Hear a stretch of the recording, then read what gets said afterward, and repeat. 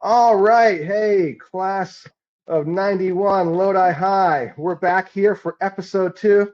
And I got Miss Giggles apparently with us here. You Audrie do. DeFalco Tornow. Audrie, welcome to episode 2.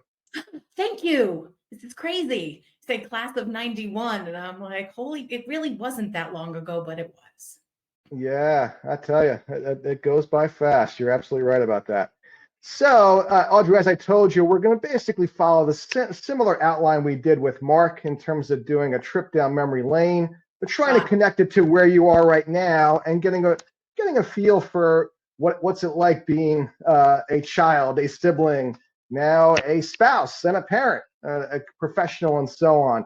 But I thought we'd take a little bit of a different approach this time around and kind of start with taking a trip down memory lane when it comes to the good times at Lodi High. So I'm going to quickly share my screen here so we okay. can take a peek at some highlights thinking about your time at Lodi. So for starters here, I'm hey, tell so us what glad you you didn't remember show me in about this advance. This is beauty, way huh? better. Yeah, so any Hello. recollections of what was going on at this juncture for you? You know, no, outside of really cute dresses and fun pictures. I was trying to discern what was going on in that bottom right corner there, as far as some replica houses of sorts, maybe, or it looked like, Yes. yeah, yeah. I I don't, always thought you that know was what? a I can't tell you it's not like a favorite toy or anything that's jumping out at me. Um, right. Immediately following this being published, my mother will probably let me know what it was. Yeah, that's right. I'm sure she will. She will glad to fill in the details here. And Um, hey, we certainly can't go without showing the old senior shot here. no, and the hair and the craziness, Yeah, I got what's it. very interesting when you show people that you've met post high school these types of photos, it the reaction is always the same. They're like, Yeah. wow, wow. Yes. Well, if I needed a budget for this episode series, I'd like to think that Aquanet or one of their rivals would be glad to stand in the gap here. Thank you. Yes. As far as some of the stuff you wrote down there, any of Oh, those things kind of really resonate with you or evoke any specific memories or connections to today? yeah. Yes, I continue to correct people on the spelling of my name because Audrey can be spelled with an EY. And so Yes. everyone always stumbles over the IE.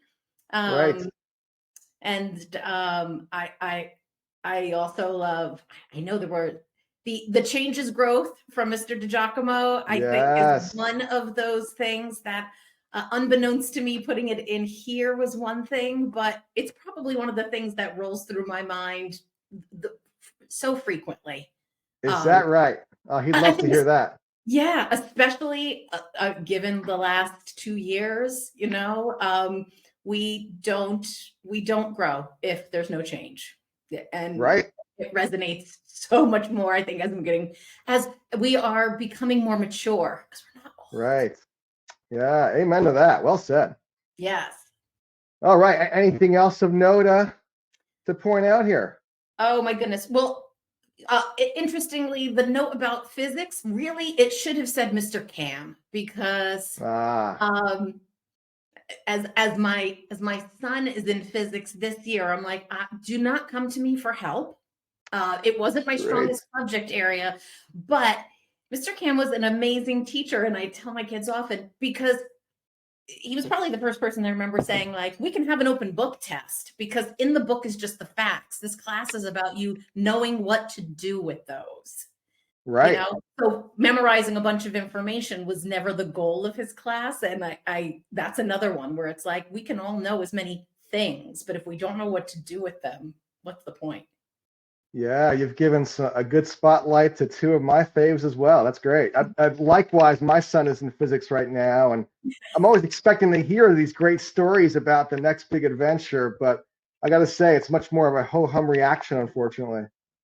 Right. I mean, we should all go redo like an egg drop off the roof of the Right. school or those catapulting things we did across the field. Or I tell them, like I was just driving home from Philly on Thursday and I'm passing exit 7 on the turnpike, and my husband's like, we'll go to Great Adventure, and I'm like, Mr. Cam always told us we could have a great adventure, but we weren't going. Good one there. All right, well, hey, let's go on to some of the spotlight here, huh? Oh, Look at the fantastic. homecoming court. Yeah. And your dad making an appearance, no less. Yes, it happened to be he was president of the Board of Education that year. Uh-huh. Well, Yeah. that was very kind of you to not rig the election and have Exactly. anything funny going on there. No. I love looking at it, it's like, look at amazing sunny day, and none of us look alone in our hair choices. And I'm not exactly sure what you're looking at there, staring to your left, but I'd imagine something worth your attention. Probably me looking at the band on the sideline. Oh yes. Well, we'll get to the band in a sec. Oh, there's a nice close-up shot. I'm sure parents are super proud of that one. Oh, I would think, and I chuckle because I look at it and I go, you know what, Joe? I remember what I felt like at that point, going like, I feel like I have a baby face. Like, am I ever going to grow up? And now I have a 12-year-old who came up to me not so recently and was like, do I have a baby face? And I was like, no, you're fine. Oh boy. Right. Well, we'll get to some of your very witty motherhood is posts that I find to be quite the source of regular chuckles. Oh, good. So now we're in smile and wave mode. We were waving only to get back in the car and go halfway around the track and all go get changed and come back to, where everybody was going to be still. Well, I get a kick out of 4 of you there looking to swear an oath about to testify in some sort of juicy court case. And then your dad and Melissa there, you're doing the full extend on the wave. Yeah. If you have to wave a lot, you have to just practice just the wrist, not too exhausting. That's right. Right. It comes with the ceremonial territory. It does. All right. So moving on to some National Honor Society action. Yes. That I'm like, flashback. Yes. Still hair. I mean, and today is not an example of it, but my hair is naturally curly. And I used to get it permed because everybody else was getting it permed and it looked a certain way. And curly hair permed still does not look the same way. Yeah, it's of a bygone year. Yes, but so and here was my feeble attempt with the Elvis look to try to get up there with the hair, not quite to the same level, but I'm loving the bow tie over the gown.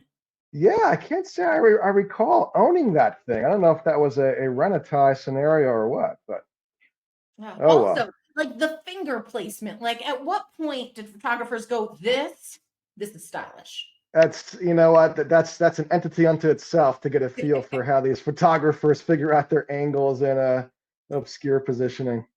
Yeah. Oh my God. So here we go now to your pride and joy, huh? You got it. Oh, those band skirts, they were amazing. Right. Well, yeah, the next shot is you in the spotlight doing your thing. Any ongoing connection with the band? I mean, I have kind of a long connection with band in general. Right. I have kept in touch with Julie Macri over the years, and and Anne and Beth and Nancy and a good number of the other individuals who were in band. And social media has helped with that.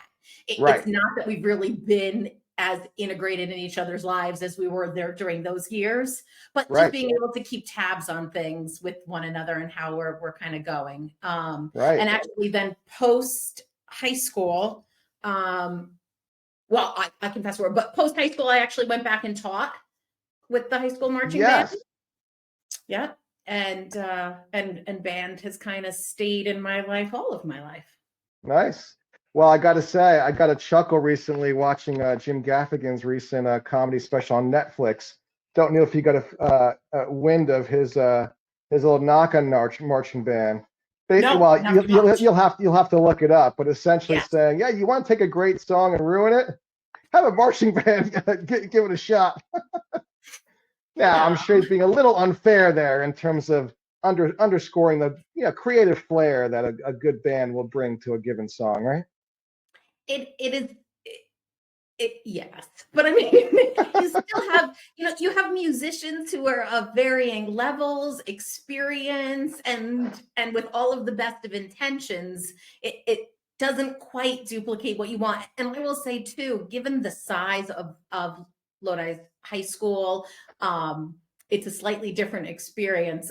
All three of my children are in the high school marching band now, Yes. which is quadruple the size. And so I often try to tell them Wow. this was not my experience. My Right. experience were 2 trumpets, not 15, so it's a Right. very different scenario. Right. Yeah. We'll get to them in a sec, I'm sure. All right. So here you are. Look at that shot. Talk Oh my about gosh. someone in their element, huh? Oh yes. You don't quite get the full effect of the hair and the black and white feel, but You I suppose it's just don't. emblematic of you being in your zone. Yes. Performance bubble. Yes, there you go. And clearly we are in the gym at that point. If you see like the Right. banners in the background there. Yes. So, what everyone absolutely came to see was us. We know it. Right. Ah, yes. Good old self-effacing humor, huh? Yeah. Again, some interesting life lessons. Yes, Oh my gosh. indeed. Hi. Yeah, look at this. Amnesty International. Now, I'm not sure if you're sneaking in a power nap there or what. Don't have time to zoom in here, but I know. you're I'm like, sitting next to Maria there, and perhaps just envisioning what good the club could do, huh? what's amazing, or what I'm so happy about now is digital photography. You can look at it real quick and be like, people have their eyes closed. In this Yeah, instance, it was like, we think we're good. right. Yes, there's several instances to prove that out for sure. Oh my gosh. Good old Key Club. How about that? Mr. Reiser. Yeah, I'd forgotten we were Prez and VP in the moment. Although Seriously, I'm like, we were. we had a little game face going on the bottom there. I'm not exactly sure what preceded this, but be that as it may. Not for anything, but it looks like I woke up cranky from my nap. Or perhaps it was just photo overload for picture day here. Also, all right. Crunchy in the hair. Like, no. Ah. Yeah, how about that? The senior editorial staff. Yeah, quite the collection going on here. I had this Arnold Schwarzenegger fascination with flat tops, apparently. But oh well, the gals had their hair issues, and we guys had to follow suit accordingly. I'm sure Mark is happy about his little mushroom head going on up there.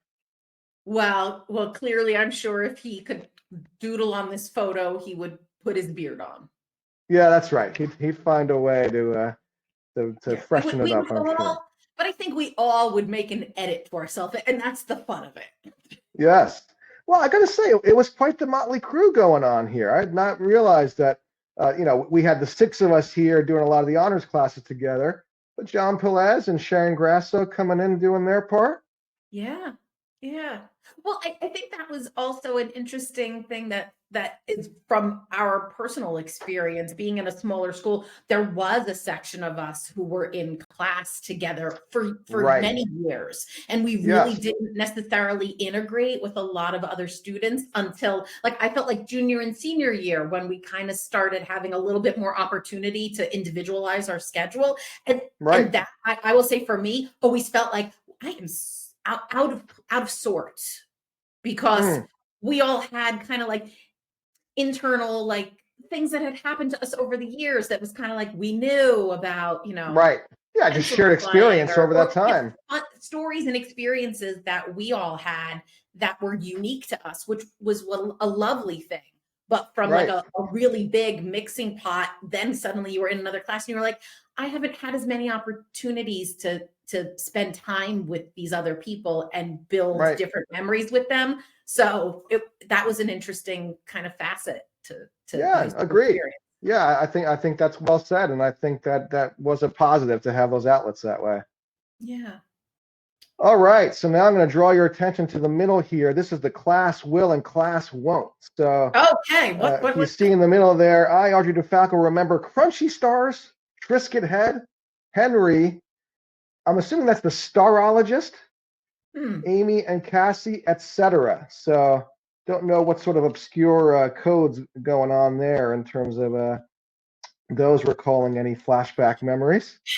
Oh, I can tell you of that entire statement. I only currently remember one of them. Oh, how about that? I'm like, Yeah. no, can't remember, no. Well, Maybe, I'm sure that was a testament to your living in the moment, right? I think that's a lovely way of putting it. You got to find a way to spin, right? Yeah, So here was your class won't. Okay, I'm quick, sorry. okay, I won't Attend another brief meeting. Instead, I'll send Frank. Oh, how thoughtful of you. I'm sure this one has a little bit more of a memory connection for you. I mean, reading that, yes, because I think. Details. All right, so I'm pretty sure because we were in physics with Mr. Cam during morning or afternoon announcements, and they'd always say there's going to be a brief meeting of the Interact Club. And he would be like, I don't understand why there's all these classes about underwear, which is probably something that you wouldn't say now. So, Right. but I was leaving the high school and my brother was still in the high school, so he would now attend the brief meetings. That's right. Only a fitting rite of passage. That makes perfect sense. Yes. All right, and now here's our bridge to the present day. Audrie, tell us about your fam here. So my husband, Aaron, and we have 3 children. Ethan, who is currently a junior in high school, Colin, who is a freshman, and Lara, who is in 7th grade. Fantastic. Yeah, great shot there. This was a New Year's occasion, if I recall correctly from Facebook. Yes. Yeah, all right. Chilling at home New Year's.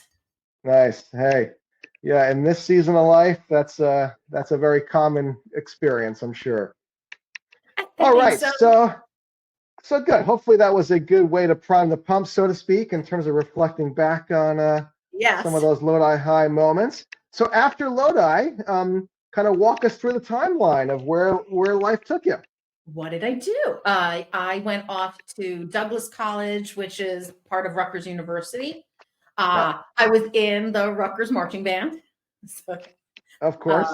So stayed there. And that's when junior and senior year, I had enough credits to come back and I would arrange my schedule at Rutgers so that on Fridays I could come home on Thursday nights and I could substitute in the school on Fridays. And then I did work with the high school marching band.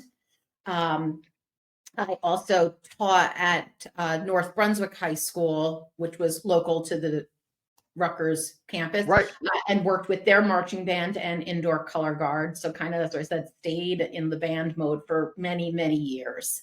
I graduated in 95 with a BA in English. And that was interesting because that was basically, there was really nothing else I was interested in. Someone kind of like given the choice of anything.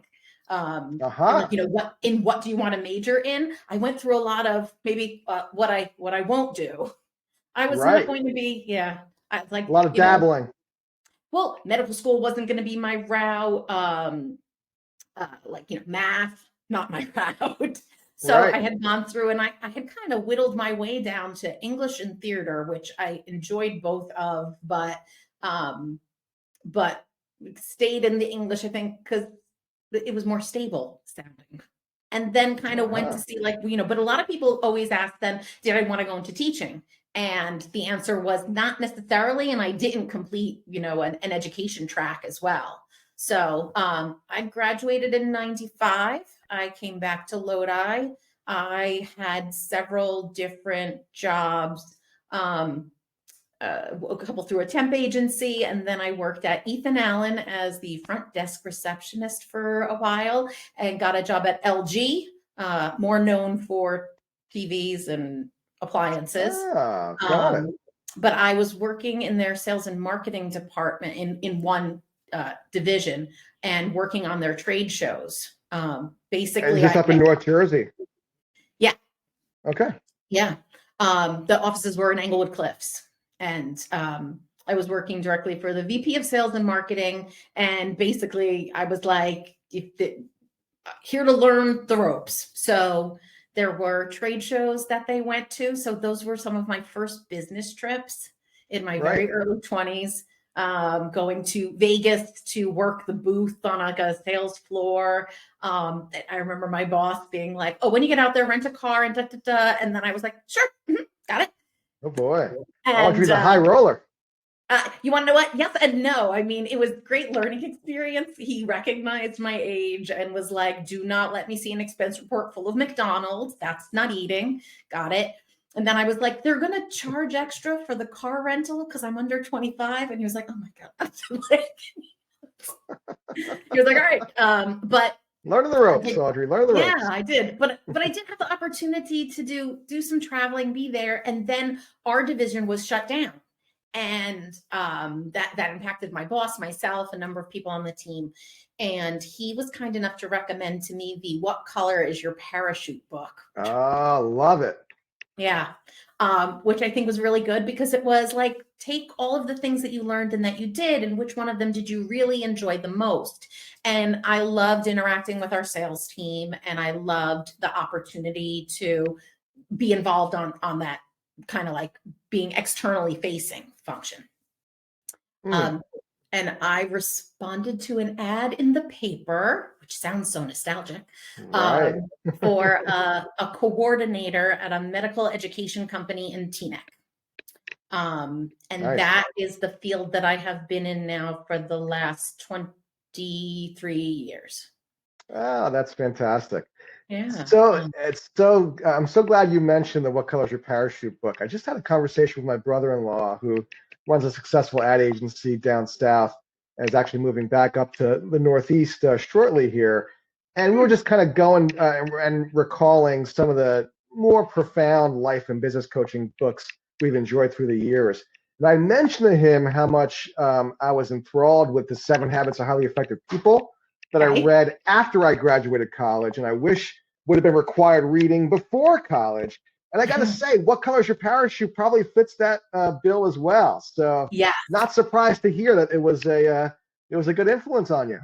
It was, and I would agree with you. My Colin, my freshman, is like, why don't they teach us how to do our taxes in high school? Like things we need. And I was like, well said, good Colin. point to me, But I think there are some life skills that would be great to put in our hands, because there's so many things about like personality assessments and things that you can do at different junctures in your life, and it'll change based on your experiences. But Absolutely. I don't know that we get introduced to a lot of those kind of self-reflective tools early enough. It's kind of like we find them when we feel lost, as opposed to recognizing that like, I'm not lost, I'm just evolving at this point. And so what's going to be next? Yeah, that's right. Well, ironically, reactive rather than being proactive, right? And certainly those assessments, sometimes they could be cringe and chuckle worthy depending on what they come back. But if you use them as tools, in the process of evolution, as you said, they certainly are good reflection points and ways in which to be a little bit more intentional about what's best next, wherever you find yourself. So that's great. So let's transition now and kind of reflect on relationship with your parents. So tell us about how that has evolved through the years, and perhaps some of the ways in which you find yourself reverberating and echoing what they instilled in you now, and maybe What? some of the ways in which you found, a different path or a complementary way to go about doing life. Yeah. So um, I am the oldest of three. I am the only daughter. Grew up in an Italian household. So, and I Amen. think to a certain extent, everything you can, if you've seen a movie or you feel like there's a stereotype, it's kind of blended into there. So that kind of molded my perception of things. My parents both worked, and my mom for a long time worked at night, so she was there for us during the day. My dad went back to school at night, so he and I actually both graduated in 95 together, but I Ah, give him super. so much more credit because for him it was 13 years at night because he was working and raising a family and trying to fit in classes, and my mom was always involved in the PTA and the schools and the projects and supporting us doing band and sewing herself into fabric. And so for me, I think that has kind of molded that. I would like to think that my life emulates all of those things. My kids know that I am kind of there at everything. And they're given that they're heavily involved, there isn't, a Facebook group that I'm not a part of or such there. As I say, my parents celebrated their 50th wedding anniversary during COVID. Oh, Um, wonderful. they Oh, are, bittersweet perhaps during COVID. I know. I almost wanted to put signs on their lawn, honk 50 years. And I wanted to say, and the last one in quarantine. I mean, come on. There should be like a little extra plus with that. Yeah. Um, Where are they living, by the way? Interesting that you ask that. They are in the process of getting ready to move out of Lodi. They've Oh still been boy. in like that house I grew up in for all of this time, but they are Wow. shifting, and they're staying within New Jersey. But they are moving to a development where someone else will be responsible for the Ah, mowing right. and the shoveling and so it's a Well very played, interesting. DeFalcos. Well played. But it's a very interesting time period to have them be making this change at this point. Having been there as long, I think has been interesting to see just some of the changes in the town. And I know Mark alluded to this. It was kind of I stayed friends with Cheryl Despoto, Miss Joe Despoto's Yeah. daughter. Mm-hmm.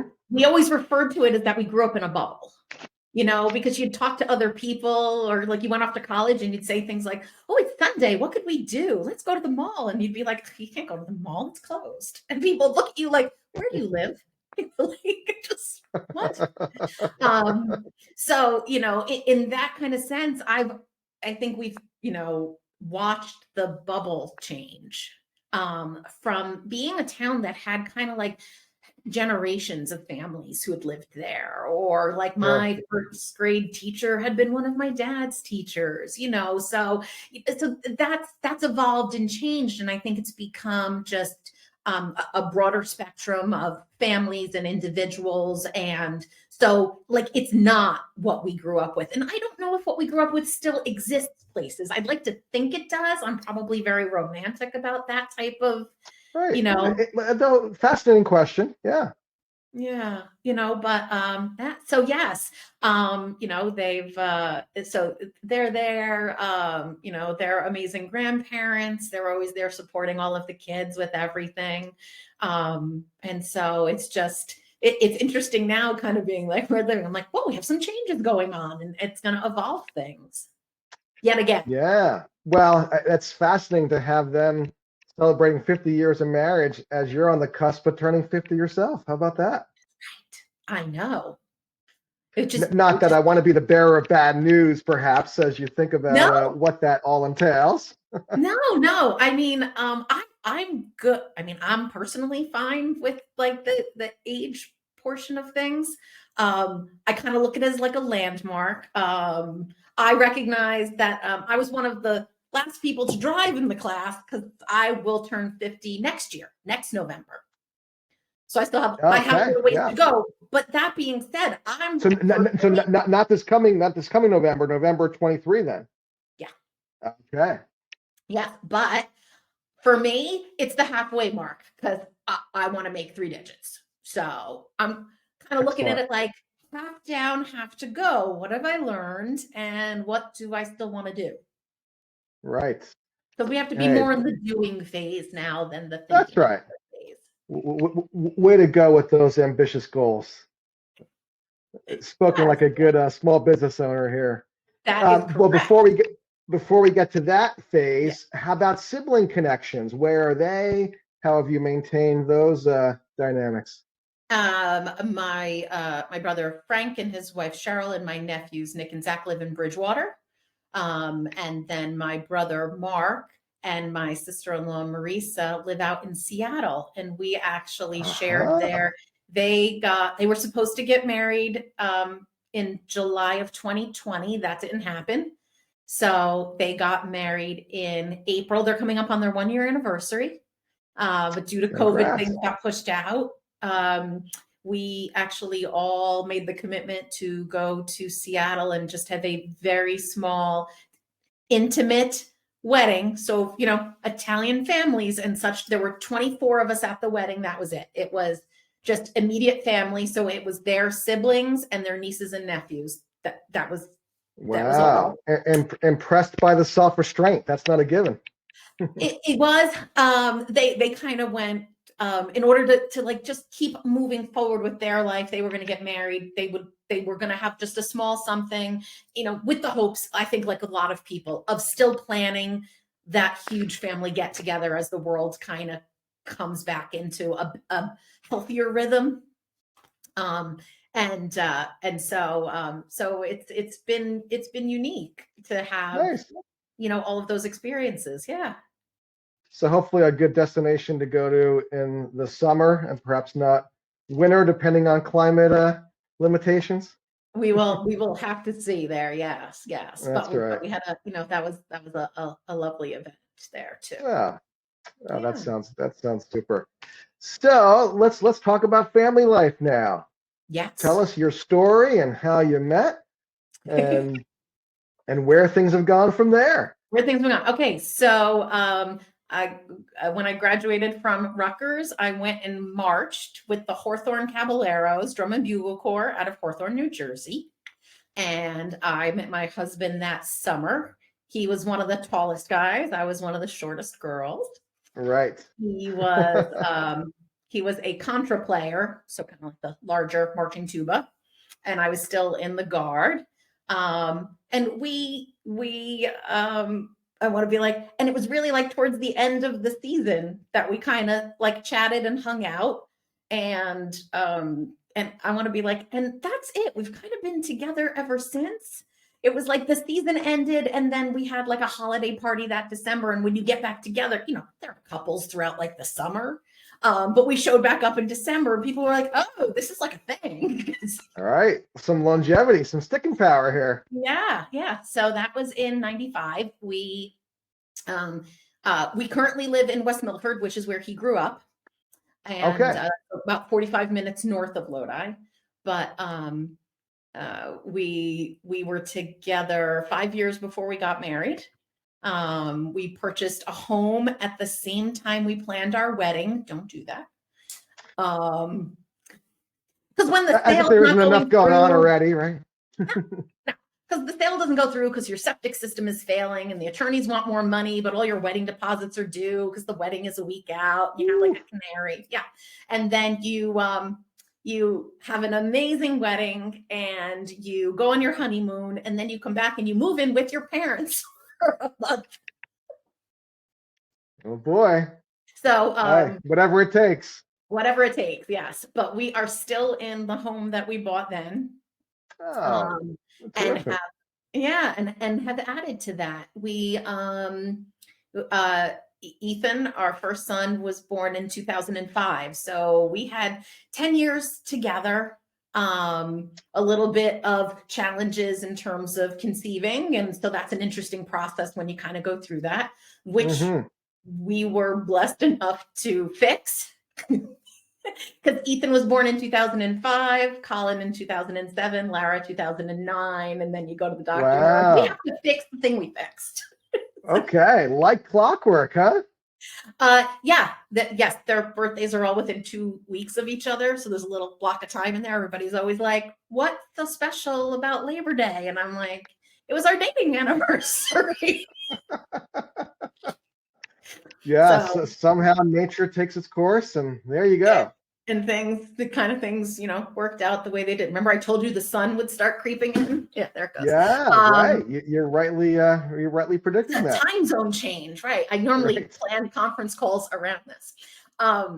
So I think the interesting integration for us there is that I'm coming from a Catholic Italian family. My husband is Jewish, Right. so we've got kind of I want to say a blending there. But I would tell you that family structure is very much the same. It's deeply rooted in tradition and values and family being of the utmost importance. And so for us, that that was never a challenge or a question. I mean, when we got married, people were like, how are you going to do that? We had a priest and a rabbi jointly do an interfaith ceremony.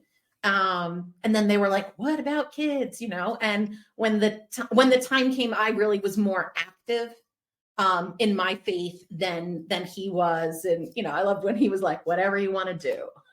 I was like, well, Well, I got to say, I know what I yeah, can do and what I can't. right. Well, I got a big smile on my face looking at your Facebook profile, seeing a la carte Catholic as Yes. your religious title, which, based on what you're telling me, gives me a little bit of context as far as trying to reconcile that way. And I got to say, I mean, personally, I recall going to Phil Block's bar mitzvah when we were in middle school together. Okay. And that was the first interface I'd had, in a Jewish tradition that way. And it was tremendous. And I fast forward to a couple of years ago, my son, who's also a junior, also born in 05, one of his good buddies locally was at a bar mitzvah. And my wife and I attended the ceremony, which doesn't always happen, because I think there's something to be said about really appreciating that shared history and roots that way. Yeah, that part. I think we've always participated in one another's faiths. So, and in a and I'm going to tout interfaith marriage. Ready? In a great way. You don't miss anything. We're with his family for Passover and mine for Easter. We're with mine for Christmas and his for Hanukkah. Thanksgiving is the only day you have to share. Yes. More of an amplification of sorts. Yes. But several different unique things that come up with that. We've raised our children knowledgeable of both faiths. They have gone to CCD. Ethan was confirmed. Colin actually received confirmation this year. So we've brought them up, taking the steps to become adults within the Catholic faith with their exposure to both. And for us, it was more understanding what it can bring into your life and having an understanding and a part for it in your life, wherever they may choose to take it when they move beyond, their religious education with us. So that was important. But I think also from recognizing for us, and now I don't want to sound like a commercial for like the times of where we're living, but it's kind of like, love above all things and compassion and caring for individuals. And it's okay to have differences, and that doesn't preclude you from getting along. My husband says several cute things like, the original is always better than the sequel. Like, a little fun trash talk banter, huh? Yeah, exactly. So I'm always just like, they're there. But yes, then you do have certain experiences. Like it was very important for my husband when our son was born that we have a bris. And I had never been to one, so my son's was my first one. It's a little traumatic. I'll be the first person to say it. And having your parents. Fortunately, we have no video footage to share for our audience today. That's not permitted. But very interestingly, like calling your parents. And my mom's like, it's not like we just sit and watch it. And I was like, So fast forward to my daughter being born. I did not find out the sex of any of my children during my pregnancies. Same. I was totally fine with that. I didn't realize how many people that bothers, but I was Mm, like, in life, how many like true like surprises do we really get? So I was sure. good. When the baby's born, you tell me. So when my daughter was born, my mom came in to see her and she was like, "Oh my goodness, a granddaughter," because she had 4 grandsons at that point. But she made note to say, "And we don't have to do that thing." Just the cherry on top, I'm sure, right? You are correct. And yeah. So, That's but true. no, I That's mean they're they've participated in everything with both of our families. So right. Oh, that's fantastic. Now, as far as thinking about parenthood and yeah. how that's compared and contrasted with your upbringing, uh, tell us some highs and lows to this juncture, Um, I or mean, I perhaps some think, values or principles that differ or echo what you grew up with. yeah, I think I mean, some of that's hard because you're like, I think for me, it was always like that was my dream to like be a mom. When people are like, what did you aspire to? Maybe I couldn't tell you what I wanted to grow up and be in an occupation, but the thing I always knew was like, well, I want to be a mom. And so I have that. So I just think like there was a friend of mine who once was like, well, you told me that once. So it's kind of like you've achieved like the thing that you most wanted. And now you get to pick like what's the next thing that you want, which is a really hard thing sometimes to be like, I don't know, but yes, just I I love them. They have been, I think, the source of my greatest fears and my greatest strength. I feel like I learn from them more than anybody every day. They've, my kids have 3 very unique personalities, but I Mm, love kind of blending together. And they've come to know like for me, like the day isn't over until like we're all in the room together, like to kind of close out the day. And that's something that I have found is not a selfish thing to ask for. It's something that I need. Like I can support all of them all day long and do everything. Our lives are kind of like it's like air traffic control right now. They're all involved in multiple things, and people, if I'm posting things, everybody's just kind of like, "Oh, quiet day." I'm like, "Well, if you need me, just call me because I'm probably in my car." Um, and I wouldn't have it any other way because those are all choices we've made. We've said yes to all of these commitments. So for me, it's not a complaint. It's more like, holy crap, where have my choices brought me? Because they are ours, when we've made them. But I think those are some of the parallels. My parents were always there supporting everything that we did. I couldn't see it be any other way. But I think in terms of some of the challenges, it's been being an individual and remembering, and it took a very long time, or I should say it's probably only in the last few years that I've come to remember that I need to be on my list of things that need to be taken sure. care of, and that and I shouldn't feel You'll guilty you'll about it. oxygen mask on your face first so that you can then care for the kids. Yeah, yeah. And I think for me, it got to like a bad point. Like I was not in a good place because I thought that as long as I was taking care of everyone in my world, family, friends, whomever, as long as I was there for everyone, if everyone else was good, I was good. And the answer to that is that's not true. But that's a really hard thing to say. You reach a point where you're like, forget about burn the candle at both ends. There's no wax left. There's no wick left. There's like nothing left. But because then that requires you as like an adult to change the way you behave. You also recognize that there are people that suddenly are like, "Oh, why are you being like that?" And you're like, actually, it's like you know, I, I've put myself in the position of being a giver, and I've allowed everybody to give, and now what I'm recognizing is I've got nothing left to give.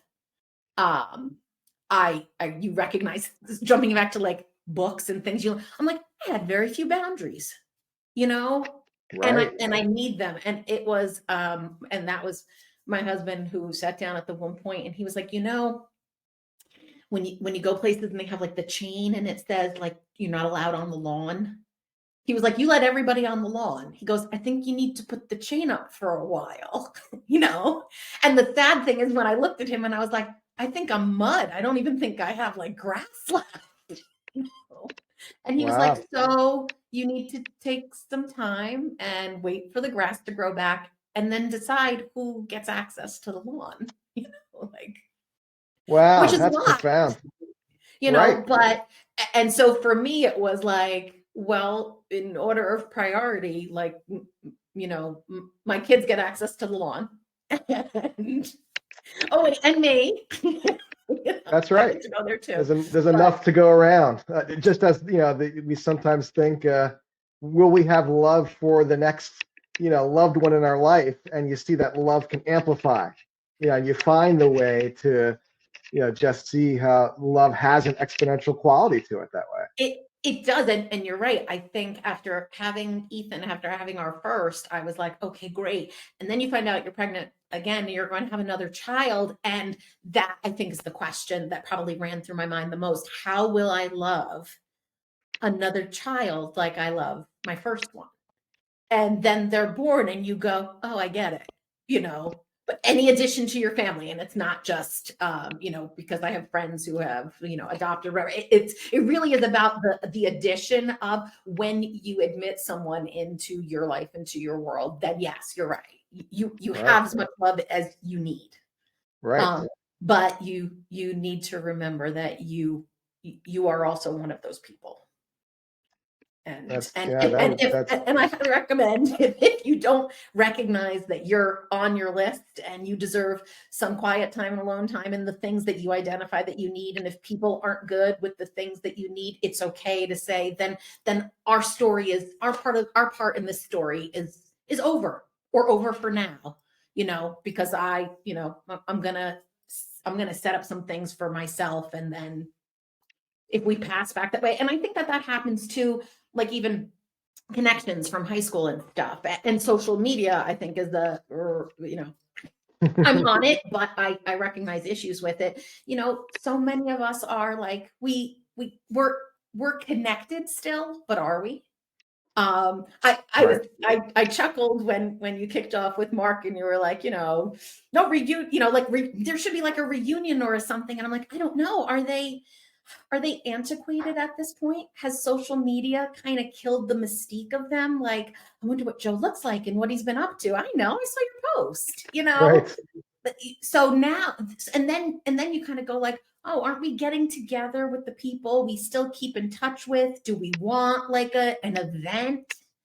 Is it a pain in the ass? Or, Right. or is it, me going back to being romantic and nostalgic and being like, you graduated, it was like Greece, we have a big, activity, the Ferris wheel, or I actually love Romy and Michelle's high school reunion, if you've never seen, but I'm like, I love it because they like visualize how it's going to be, and it's totally not. Yes, then not exactly matching reality. No. Yeah, I think you bring up a valid question in terms of what does real connectivity look like in a time where we have the veneer of being connected, and yet, as someone wisely said years ago, we're in a time where we're drowning in info, but we're starving for wisdom. And I think the same applies for we're drowning in relationships on a surface level, and yet, yes, we're starving for what real intimacy or connectivity is, both inside our family and then beyond. And that's actually probably a good segue to then talk about professional life and kind of circle of friends, both within Lodi and beyond. How has that unfolded for you? Again, I think that I'm probably in touch with very few people on a regular basis. Mm-hmm. Social media has allowed us to have kind of like that voyeuristic relationship where we're sharing but with that, it's not like I'm picking up the phone to call someone and say like, oh my gosh, I want to share with you what happened. We now have this easier way of doing it. I don't know that it's ultimately the best because yes, I feel like we're all connected, yet people feel very alone still, like So from that perspective, yeah, I think that there's few people that I'm in touch with, but I still connected with a lot of people. But yes, at more of in a negative way, in a superficial way. We're sharing our lives because of the way we share our lives right now. So there's that element of it. And then I think, yes, professionally is probably where the next round of connections kind of has been built over the years, through work, and the ability to work. And I'm lucky enough to have the ability to work with a lot of different organizations. So that has been, it's kind of like, oh, I have friends, but they're all over. So depending on what time of the day it is, I could be talking to somebody because it's like, well, so-and-so's on the West Coast. I can talk to them later at night. Yes, it does have its advantages that way. Yeah. But yes. Well, and professionally, specifically there, give us a little insight as to how it's gone from being a practitioner to being a business owner, and balancing those two hats. So, to clarify, I have no degree or anything there, but I worked for several different medical education companies, and so their job is producing continuing education for healthcare clinicians. You run the gamut, but anybody who's in a patient-facing field, and they all need maintenance of certification and licensure, and so very similar to attorneys need their CLEs, physicians need their CME credit, or nurses and pharmacists. So I've been in that world, but I would say at the point of that time where a lot of things were just not making sense anymore, COVID hit, we all were working from home, and Aaron and my kids actually saw my work day. As opposed to me, like you come home and you're like, she's in meetings, she does stuff, I don't know. They saw my work day, and I guess that was really kind of, again, Aaron stepped in and he was like, why don't you quit? And I was like, who quits their job? And during a pandemic with 3 children nearing college ages, but he was like, it wasn't the right thing anymore. And he was like, the kids aren't going to summer camp. Why don't you hang out with the kids for the summer and take some time off? That was something I had not done. Like, maternity leave was over, I was back at work after each of them. And I had been commuting to Manhattan, through like 5 years of that from West Milford. So 2 hours in, 2 hours home on the bus and juggling. That'll take a toll. Yeah. Yep. So as it turns out, I actually quit my job, the company I had been with for 11 years. Took a couple of months off. Had some really great conversations with people who were like, I can't believe you left. What are you thinking about doing next? At that point where I was like, I really don't know, but it's Tuesday and it's 1:00. So I'm going to go play Scrabble with the kids and have a glass of wine. I think everybody needs to do that. I'm just like, a pre-Wordle. Yeah. Oh yeah. Wordle and Quirtle and all of them. Yeah. Right. Yeah, if you ever get the chance to kind of take a personal sabbatical from your professional life, I'm going to say do it. It's totally worth it, because personally, I needed it, but even professionally, it opened up different doors and opportunities. And I was approached by an industry colleague who had said, I've been thinking about this for a couple of years, but if I found the right partner, would you want to open up our own company, which we did. And so now my boss is me, and I don't worry about whether or not my boss is recognizing how hard I work. Because I do. Right. Or you recognize that I've worked hard for a long time, but now I'm doing it for me. So if I'm putting in long hours, it's because I'm electing to, and it's the best for my business. But it's been a very, very interesting transition, to say the least. And so we launched January of last year. We had a really great year with some new partner organizations that we're working with, delivering nursing and physician education in rheumatology, dermatology, gastroenterology, some oncology work. So a broad enough spectrum there, but it has been an incredible journey kind of to get where I am now. So yeah, it's like, no, this is my office and this is me. And my commute is shorter, but now I've got more time to put into other things. Yes, well Yeah. said. And well, congratulations and kudos for you to be as reflective as you are that way. No, You thank had me you. thinking about, you might be familiar with Michael Gerber's E-Myth series of books on small business development. His mantra is very fitting, where he talks about encouraging entrepreneurs to work as hard on their business as they do in their business.